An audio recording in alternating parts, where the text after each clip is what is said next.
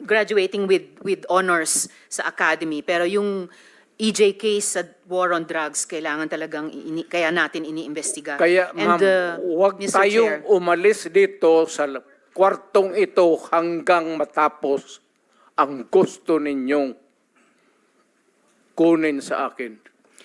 well, Mr. Chair, so yung huling tanong ko for today, for the record, Bakit ano po? tinawag Mr. ninyo Chair. ako dito tapos yan lang ang huli ninyong tanong? May mga colleagues pa yata tayo, Mr. Chair, na magtatanong sa dating presidente. So, for the record, sinasabi nyo ba na ang mga drug users at drug criminals ay dinideserve nilang mamatay na lang kaysa pumunta sa jail? O para i-paraphrase ko si Patricia Evangelista, do some people need killing, Mr. Duterte? Ma'am, presidente ako.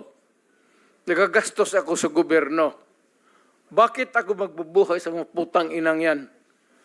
Kung yung pera na ipapakain ko dyan sa preso, ibigay ko na lang doon sa mga tao dyan sa walang bigat. So mas okay Walang pong trabaho. patayin sila kaysa ipreso Wala mo sila? pakialam dyan sa kriminal, ma'am.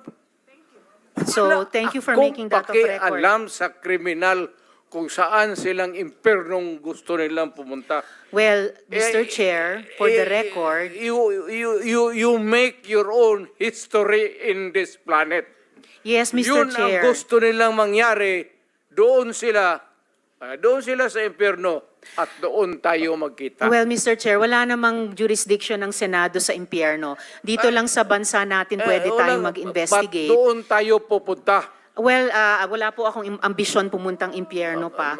Pero Mr. Chair, ang hirain punto kita, lang ma'am. nito, ang punto lang nito ay nung magsisimula ang anumang police operations, drug-related police operations, supposed to be at sinabi ng mga resource persons, merong pong manual of operations, merong continuum of force sa pag-enforce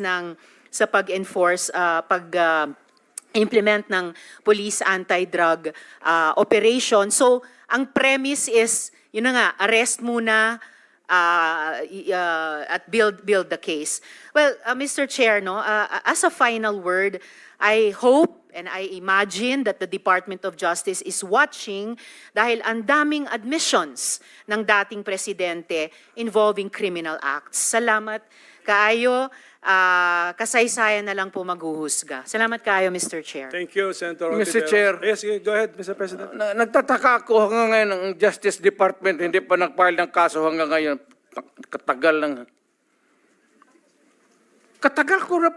Matagal ako pumapatay ng tao hanggang ngayon hindi pa sila nakapile ng kaso? Mr. Chair, another addition to the list that's growing by the minute. Okay,